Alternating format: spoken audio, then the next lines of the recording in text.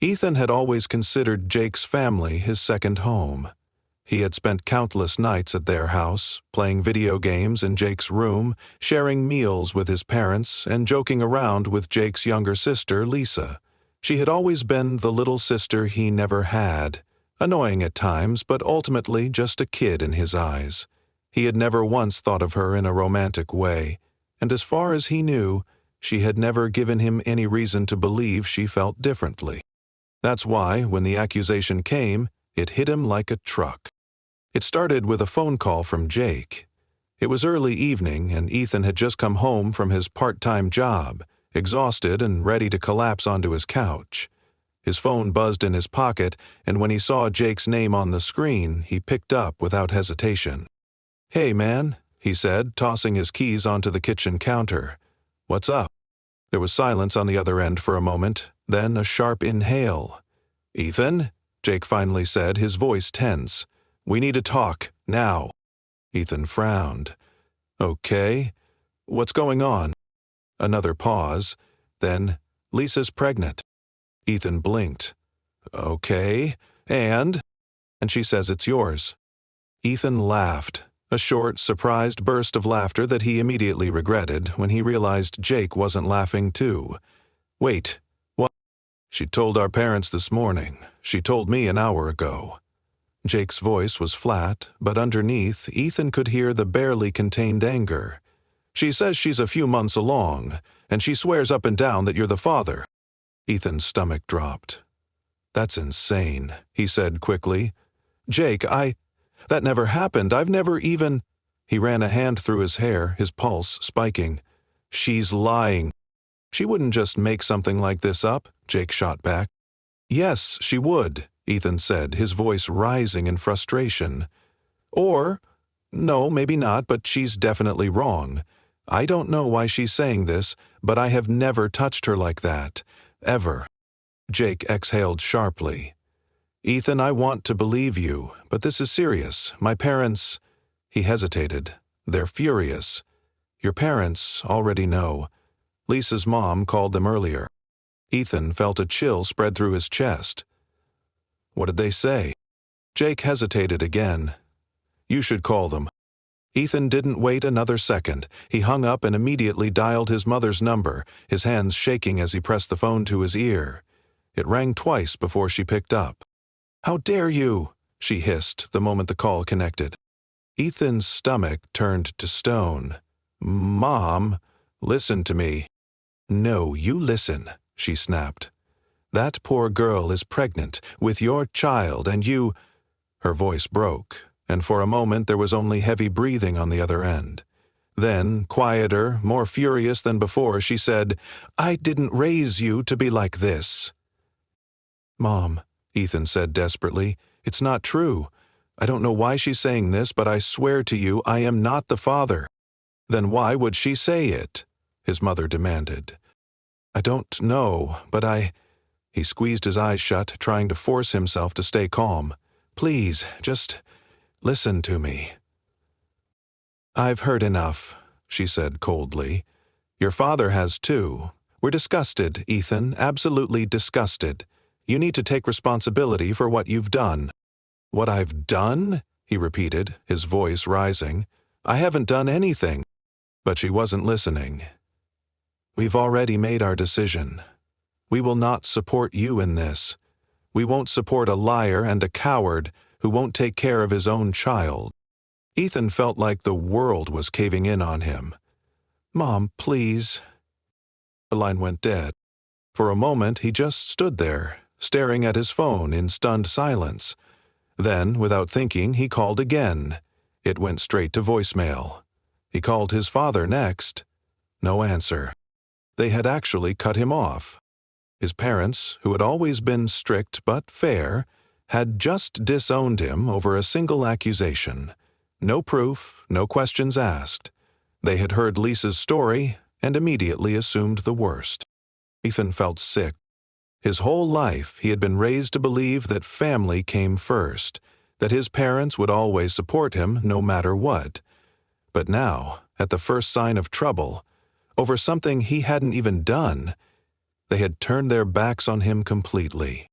He didn't know whether to scream or collapse. Instead, he grabbed his keys and drove straight to Jake's house. When he arrived, he barely had time to knock before the door swung open and Lisa's mother, Miss Carter, stood in the doorway, her expression twisted with anger. "You have some nerve showing up here," she spat. Ethan took a step back. "I need to talk to Lisa." "You're not talking to anyone," she snapped. "Not after what you've done." "I haven't done anything," Ethan exploded. "I don't know why Lisa is saying this, but it's not true. I have never slept with her." Miss Carter's eyes burned with fury. "Are you calling my daughter a liar?" "Yes," Ethan shouted, "because she is lying." There was movement behind her, and then Lisa appeared in the doorway. She looked small, her arms wrapped around herself, her lower lip trembling. "Lisa," Ethan said, forcing himself to take a deep breath. "Why are you doing this?" Tears welled up in her eyes. "Because it's true," she whispered. "No, it's not," Ethan said through clenched teeth. "Tell them the truth." "I am telling the truth," she insisted, her voice shaking. "You—" She hiccuped, covering her face with her hands. "I don't want to fight. I just want you to take responsibility." Ethan's hands curled into fists. "Lisa, I'm not the father." Miss Carter turned to Lisa, her expression softening. "Sweetheart, go inside. You don't need to deal with this." Lisa gave Ethan one last teary look before disappearing into the house. Miss Carter turned back to him, her face hardening again. "Leave, and don't come back." The door slammed in his face. Ethan stood there for a long time, his chest heaving, his mind racing. He was alone. Completely alone. His parents had abandoned him. Jake was caught in the middle, unsure of who to believe. Lisa's family had shut him out completely, and he had no idea how to prove the truth. Ethan had always thought that the worst thing in life was failure. Failing a test, failing to land a good job, failing to meet expectations. But now he realized that the worst thing was being falsely accused and having no way to prove his innocence. After the confrontation at Jake's house, Ethan drove home in a daze. Except home wasn't really home anymore. His parents had made that clear. When he arrived at his small apartment, a place he had never imagined himself living in at this stage of his life, he locked the door behind him and sank onto the couch, staring blankly at the wall. His phone was still in his hand, but there were no missed calls, no messages from his parents, no apologies, no second chances. They had meant what they said. He was cut off. He was completely on his own. The first few weeks after the accusation were brutal. His parents stopped answering his calls, and any attempt to reach out to them was met with silence. He tried calling his father at work once, but the secretary coolly informed him that Mr. Walker is unavailable. That was when he knew they really weren't going to forgive him. His mother, the woman who had once kissed his scraped knees when he was a child, now treated him like he was a stranger. Worse, like he was dangerous. The financial reality of his situation hit him hard. His parents had been supporting him through college, covering tuition and living expenses. Without their help, he had to pick up more shifts at his job, a physically exhausting warehouse position that barely covered rent. His grades slipped as he found himself too drained to focus on schoolwork. Some nights, he sat in his car after work, gripping the steering wheel so hard his knuckles turned white, wondering how everything had fallen apart so quickly, and all because of a lie. Ethan tried everything he could to get Lisa to tell the truth. He sent messages, polite at first, then desperate, then angry. He even went back to Jake's house once, but Lisa's father opened the door that time, his face red with fury, and threatened to call the police if Ethan didn't leave immediately. "I didn't do anything," Ethan had shouted, his voice raw with frustration. But it didn't matter. The door slammed shut in his face, just like before. Jake had gone quiet too. They had exchanged a few tense texts after the accusation, but as time passed, Jake seemed less and less willing to engage. Ethan couldn't even blame him. Lisa was his sister, and their parents were backing her completely. What was Jake supposed to do? Still, the silence from his best friend stung, almost as much as being disowned. The rumors spread fast. He didn't know who Lisa had told, but soon enough people at school were whispering about him. Girls who used to smile at him in the hallways now avoided his gaze. Some of his classmates looked at him like he was trash, like he was exactly the kind of guy who would get a girl pregnant and then run. It was humiliating. The worst moment came when he was at work stacking boxes in the back of the warehouse. His coworker, Sean, a guy he barely spoke to, leaned against the metal shelves and smirked at him. "Heard you knocked up some girl and ditched her." Ethan's hands clenched into fists. He took a deep breath, forcing himself to stay calm. "That's not true." Sean snorted. "Yeah, she's telling a different story." Ethan had never punched anyone in his life, but in that moment, he wanted to. Instead, he turned away, grabbed another box, and focused on his work.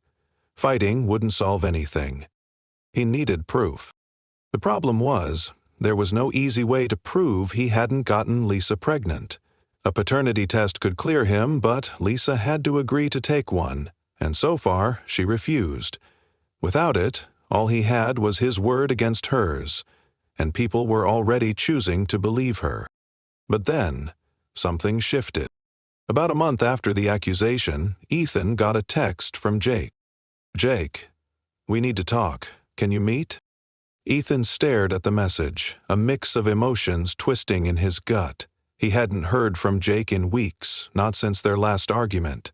Was this just another attempt to get him to take responsibility, or was something else going on?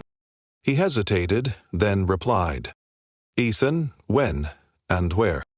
They met at a diner late that evening.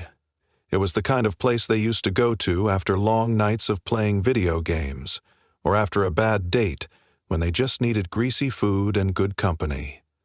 But there was no easy friendship between them tonight. Jake looked exhausted. His hair was a mess, his eyes shadowed with stress. He'd barely touched the soda in front of him. "I don't know if I believe her," he said, the words falling out like they had been weighing on him for too long. Ethan's breath caught. "What?" Jake exhaled, rubbing his hands over his face. "Lisa's been acting weird. I don't know how to explain it. At first I believed her because why the hell would my sister lie about something like this? But then I started thinking, she never actually told me anything before she announced it to my parents, and when I ask her details, she gets all defensive or starts crying." Ethan's heart pounded. "So you think she's lying?" "I don't know," Jake admitted. Something isn't right. And I hate that this is happening to you. But if she's telling the truth, and I doubt her, then I'm the worst brother in the world." Ethan leaned forward. "Jake, I swear to you I never touched her. I have no idea why she's doing this, but you have to help me prove the truth." Jake hesitated. "Even if she's lying, how do we prove it?" Ethan clenched his jaw. "A paternity test." "She won't take one," Jake said bitterly. "I already brought it up once and she freaked out." "Why would she freak out if she had nothing to hide?" Ethan pressed. Jake shook his head. "I don't know. But I started asking around." Ethan narrowed his eyes. "What do you mean?" Jake hesitated again, then leaned in, lowering his voice. "Lisa was seeing someone before all of this happened. She told our parents she wasn't, but I heard her on the phone with someone a couple of months ago. When I asked her about it, she said it was just a friend, but I wasn't convinced." Ethan's pulse raced. "Who was it?" "I don't know yet," Jake admitted, "but I'm going to find out." For the first time in weeks, Ethan felt something close to hope. Maybe, just maybe, he wasn't completely alone in this fight. Maybe the truth wasn't so far out of reach after all. Ethan had spent weeks feeling like he was trapped in a nightmare, powerless to stop the destruction of his life. But now, for the first time since Lisa's accusation, there was a glimmer of hope. Jake had started to doubt his sister's story. It wasn't much. It didn't magically fix everything or undo the damage, but it was something. It meant that maybe, just maybe, the truth would come out. The problem was getting proof. Lisa still refused to take a paternity test, which was the easiest way to end this nightmare. But Jake's suspicion had planted a seed of doubt, and Ethan knew that if they pushed hard enough, something would crack. Days passed, and Ethan continued to work himself to exhaustion, barely scraping by. He was still on his own, still abandoned by his parents, but now he had a reason to keep going. Because if Jake was right, if Lisa really had been seeing someone else, then Ethan had a chance to clear his name. Jake had promised to dig into it, but it wasn't easy. Lisa was being careful.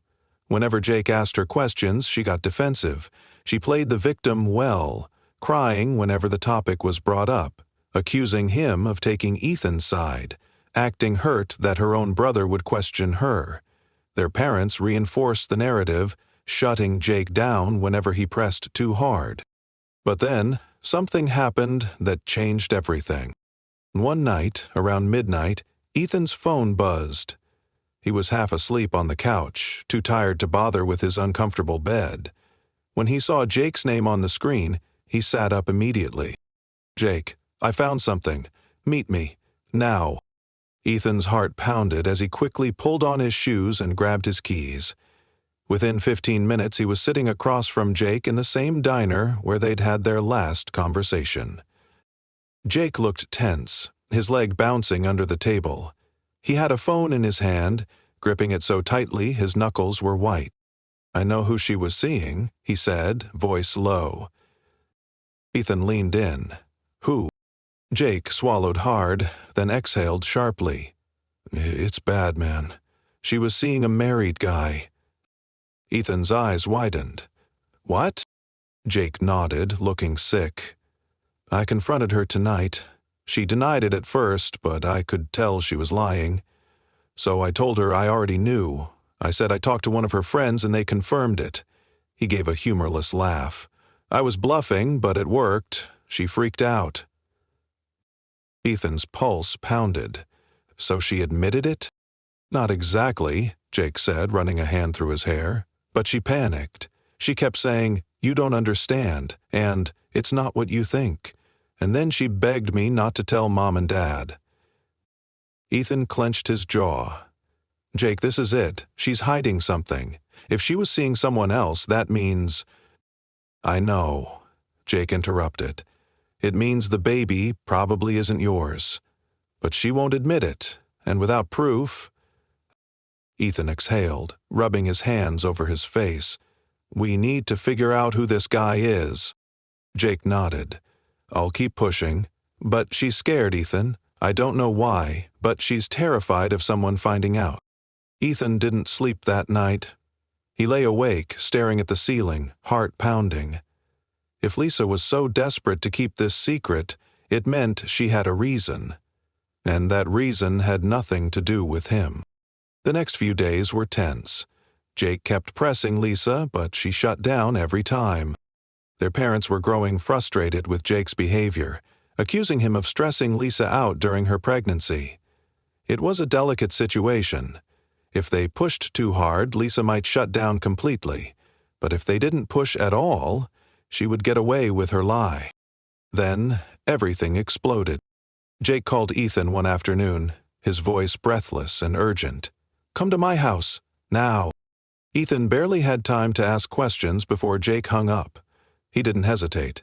He drove straight to the Carter's house, his hands gripping the steering wheel tightly. When he arrived, the tension was thick in the air. The front door was slightly open, and he could hear raised voices inside. "She's lying," Jake's voice rang out. "Just admit it, Lisa." Ethan stepped inside hesitantly. He saw Jake standing in the living room, his parents hovering nearby with worried expressions. Lisa was sitting on the couch, crying, her face buried in her hands. Miss Carter turned when she saw Ethan. "Why is he here?" she demanded. "I called him," Jake said firmly. Lisa lifted her head, eyes red and puffy. When she saw Ethan, she inhaled sharply. "Get out." "No," Jake snapped. "You're going to tell the truth. Now." Lisa's hands trembled. "I am telling the truth." "No, you're not," Jake shot back. "I know about the guy you were seeing, and I know that's why you're so afraid of a paternity test." Their parents gasped. Mr. Carter's expression darkened. "Lisa?" Lisa froze. I don't know what you're talking about." Jake pulled out his phone. "I do, because I found this." He held up the screen. Ethan leaned in and saw a picture, a blurry but unmistakable shot of Lisa sitting in a car with an older man. A man Ethan didn't recognize, but judging by the expensive suit and the way Lisa was looking at him, he wasn't just a friend. Miss Carter's hand flew to her mouth. "Lisa, who is that?" Lisa shook her head frantically. It's not what it looks like." "Who is he?" Mr. Carter's voice was dangerously low. Lisa was breathing heavily, eyes darting around as if looking for an escape. Then suddenly she broke down. "It's Mr. Reynolds," she whispered. A heavy silence filled the room. Ethan didn't recognize the name, but the way Lisa's parents reacted told him everything. "Oh my God," Ms. Carter whispered. "Your father's business partner?" Lisa looked like she was about to be sick. Jake's eyes were wide. "Holy shit, Lisa." Ethan stared at her, disbelief washing over him. "So that's why you lied?" His voice was quiet but laced with anger. "Because you were afraid of what would happen if people found out about him?" Lisa sobbed. I didn't know what to do. He told me he couldn't be involved, that if I told anyone, he'd deny everything." She hiccuped, shaking. "So when my parents asked who the father was, I panicked. And I said your name, because I knew they'd believe it." Ethan felt like the air had been knocked out of his lungs. Jake shook his head in disgust. "You ruined his life. Over this?" Lisa was crying too hard to answer. Mr. Carter turned to Ethan, his face pale. "Son, But Ethan didn't want to hear it. He had spent months suffering. He had lost everything because of Lisa's lie. And now, after all of that, the truth was out. But it didn't erase what had happened. He looked at Lisa, who couldn't even meet his eyes. Then at Jake, who looked sick with disappointment. Then he turned and walked out the door. Ethan walked away from the Carter house that night, but the weight of everything that had happened clung to him like a shadow. The truth was out. Lisa had finally admitted that she had lied. The baby wasn't his. She had only named him to protect herself, to keep her real secret buried. But even though her lie had unraveled, the damage it caused remained. As Ethan drove back to his apartment, his mind raced. He had lost months of his life to this nightmare. He had been disowned by his parents, humiliated in his community, treated like garbage by people who once respected him. And now, after everything, what was he supposed to do? Was he just supposed to move on? Huh? His phone buzzed. A text from Jake. "Jake, I'm so sorry, man. I didn't know." Ethan stared at the message for a long moment before locking his phone. Sorry? What did sorry even mean at this point? The next few days were a blur. News of Lisa's confession spread fast within their circle, though not as fast as the original accusation had.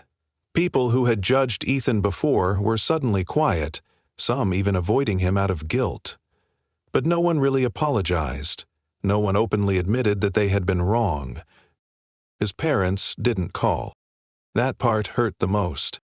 Ethan had thought that maybe, after they found out the truth, they would reach out. But there was nothing. It was as if their decision to disown him had been final, regardless of the truth. Jake came to see him one evening, showing up at his apartment unannounced. "I know I don't deserve your forgiveness," Jake said, standing in the doorway. He looked exhausted, like he hadn't slept much since the confrontation. "I should have believed you. I should have fought for you." Ethan leaned against the doorframe, arms crossed. He wanted to be angry. He was angry. But he also saw the guilt in Jake's eyes, the regret weighing on him. "You really thought I could do something like that?" Ethan asked, his voice quieter than he intended. Jake sighed. "I didn't want to, but Lisa was so sure, and my parents, they convinced me, and then you got defensive and I thought—" He shook his head. "I don't know. I should have trusted you. I failed you, man." Silence stretched between them. Then Ethan exhaled. "You found the truth." Jake nodded. "Yeah, but—" "Too late." Ethan studied him for a long moment before stepping back. "Come in." Jake looked surprised but relieved as he stepped inside. They talked for hours. About everything. About Lisa's mess, about Jake's guilt, about how Ethan was supposed to rebuild his life after this. There were no easy answers, but for the first time in a long while, Ethan didn't feel completely alone. 2 weeks later, his parents finally called. Ethan was at work when his phone buzzed, and when he saw Mom on the screen, his stomach twisted. He hesitated before answering. "Hello?" A pause. Then his mother's voice, hesitant. "Ethan?" It was the first time she had spoken to him in months, and yet she said his name like it was foreign to her. "I heard what happened," she continued. "That Lisa admitted the truth." Ethan's jaw tightened. More silence. Then his father's voice, deeper and just as strained. "We made a mistake." Ethan swallowed hard. "A mistake?" His mother exhaled. "We should have listened to you." It was such an understatement that it almost made Ethan laugh. They hadn't just refused to listen. They had abandoned him. They had thrown him away. "I don't know what you want me to say," he admitted. "We want to fix this," his father said. "We want to make things right." Ethan let out a bitter laugh. "And how do you plan to do that? You already showed me exactly where I stand with you. The moment things got hard, you didn't even hesitate. You didn't ask for my side of the story. You just cut me out like I was nothing." "Ethan, please," his mother said, her voice cracking. "We were wrong. We see that now." He took a deep breath, gripping the phone tightly. He had dreamed about this moment, about them realizing the truth, about them apologizing. But now that it was happening, it didn't feel good. It felt empty. "I spent months alone," he said, his voice steady, "struggling, trying to survive while everyone who was supposed to love me turned their backs. You let me go through that. You let me suffer." His mother let out a quiet sob. His father remained silent. Ethan closed his eyes. "I'm not ready for this." His father finally spoke, his voice rough. "We'll be here when you are." Ethan didn't answer. He just ended the call. Life didn't magically fix itself after Lisa's confession. His parents' call had shaken him, but he wasn't ready to forgive them. Maybe he never would be. He didn't know yet. Lisa's parents tried to keep the scandal quiet, but word spread. It turned out Mr. Reynolds had been involved with other women before Lisa, and when the rumors started swirling, his wife filed for divorce.